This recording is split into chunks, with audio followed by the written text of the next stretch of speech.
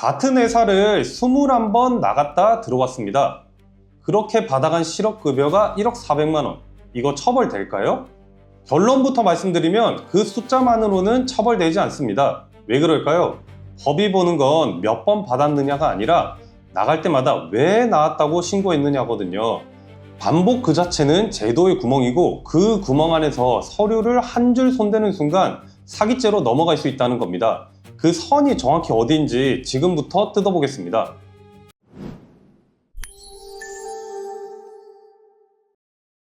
고용노동부가 국회에 제출한 자료입니다. 지난해 실업급여를 가장 많이 받아간 상위 10명을 들여다봤더니 한 사람이 같은 사업장에서 퇴사와 재입사를 21번 반복하면서 1억 400만 원을 받아갔습니다. 한 명만의 얘기가 아니에요. 같은 회사에서 5번 넘게 실업급여를 받은 사람이 지난해에도 7,033명, 역대 최다입니다. 우리 회사도 계약 만료로 정리했다가 다시 부른 적이 있는데 하고 떠오르신 분 적지 않으실 거예요. 사실 이게 왜 그러냐면요. 실업급여의 정체부터 봐야 합니다. 실업급여, 정확히는 구직급여인데요. 이건 나라가 주는 위로금이 아닙니다. 근로자하고 회사가 매달 낸 고용보험료를 쌓아 올린 공동기금입니다. 자격 요건은 크게 3가지입니다. 첫째, 그만두기 전 18개월 안에 180일 이상 일했을 것. 둘째, 그만둔 이유가 비자발적일 것. 셋째, 일할 의사와 능력이 있는데 취업을 못한 상태일 것. 그런데 지금 법을 보시면 같은 회사에서 또 받으면 안 된다는 금지 조항은 없습니다. 반복해서 받으면 금액을 깎자는 개정 논의는 몇 년째 계속되고 있는데요. 그건 어디까지나 깎자는 얘기지 범죄로 만들자는 얘기가 아닙니다. 왜 안 막아놨을까요? 그게 실수라서가 아니라 일부러 안 막은 겁니다. 우리나라에는 건설 현장, 계절근로, 단기 프로젝트처럼 원래 일이 끊겼다 붙었다 하는 일자리가 굉장히 많습니다. 만약 같은 회사 2번은 안 된다고 하고 막아버리면 제도가 가장 지켜줘야 할 사람들이 제일 먼저 잘려나갑니다. 그래서 법은 횟수를 안 세는 대신 딱 하나만 봅니다. 왜 나왔느냐? 자, 여기서 많은 분들이 이렇게 알고 계시거든요. 21번이나 받았으면 당연히 부정수급 아니야? 근데 실제 법은 다릅니다. 법이 처벌하겠다고 써놓은 건 반복이 아니에요. 거짓이나 그 밖의 부정한 방법입니다. 계약이 진짜로 끝났고 진짜로 쉬었고 회사가 나중에 필요해서 진짜로 다시 뽑은 거라면 21번이어도 합법입니다. 얌체는 맞는데 죄는 아니에요. 변호사 입장에서 솔직하게 말씀드리면 이게 제일 오해가 많은 지점입니다. 언론에 숫자가 크게 뜨면 사람들은 그 숫자를 범죄로 읽거든요. 근데 수사기관은 숫자를 안 보고 서류를 봅니다. 그럼 반대로 어디서부터 범죄가 되느냐? 여기서부터가 오늘의 본론입니다. 법 조문이 이렇게 돼 있습니다. 고용보험법 61조. 거짓이나 그 밖의 부정한 방법으로 실업급여를 받았거나 받으려고 한 경우에는 그때부터 구직급여를 안 줍니다. 그리고 62조. 이미 받아간 돈은 반환시키고 거기에 추가 징수가 붙어요. 그런데 여기서 배수가 갈립니다. 혼자 한 경우는 부정수급액의 2배 이하, 사업주하고 짜고 했으면 5배 이하입니다. 숫자로 한번 보시죠. 1천만 원을 부정수급했다. 혼자 했으면 원금의 추가 징수까지. 근데 회사하고 공모했으면 원금 1천만 원 반환에 추가 징수 최대 5천만 원, 그리고 합쳐서 6천만 원이 될 수가 있어요. 게다가 그 사업주는 연대 책임까지 집니다. 쉽게 말씀드리면요. 고속도로 제한 속도가 100인데 99로 달리는 건 얄미워도 위법이 아니에요. 근데 번호판을 가리는 순간 그건 속도 문제가 아니라 완전히 다른 죄가 됩니다. 실업급여도 똑같습니다. 제도가 열어둔 문으로 들어간 거랑 잠긴 문을 열쇠 복사해서 연 건 다르게 봅니다. 그리고 지금 말씀드린 반환하고 추가 징수는 행정제재예요. 형사처벌은 완전히 별개로 갑니다. 고용보험법 116조에 벌칙이 따로 있거든요.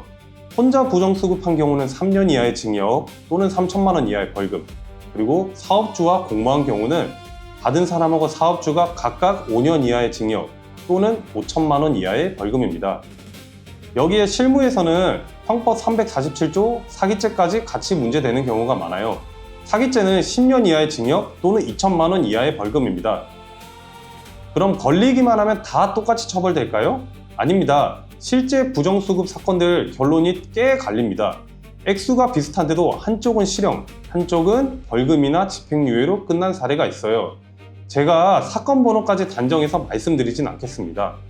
이런 취지의 판례들이 꾸준히 나옵니다. 갈린 지점은 대체로 세 군데였어요. 하나, 근로관계가 진짜로 끊겼느냐. 둘, 회사가 같이 했느냐. 셋, 걸리기 전에 스스로 신고하고 돌려놨느냐. 반복된 건들은 재수로 어떻게 묶을지는 사안마다 갈리는데요. 어느 쪽이든 전체 금액이 양형을 좌우합니다. 근로감독관이 이 대목에서 딱 짚는 게 있어요. 왜 하필 매번 180일을 채우고 나갔지? 우연이면 날짜가 흩어져야 정상인데 규칙적으로 딱 반복되면 그건 우연이 아니라 설계로 읽히거든요. 재판부는 한 겹 더 들어갑니다. 서류상 퇴사한 그 기간에 출근 기록은 정말 없나? 결국 이 사건의 진짜 쟁점은 횟수가 아닙니다. 쉬는 동안 정말로 안 나갔느냐. 여기서 전부 갈립니다. 왜냐하면요, 퇴사할 때 회사가 고용센터에 내는 서류가 있거든요. 이직 확인서.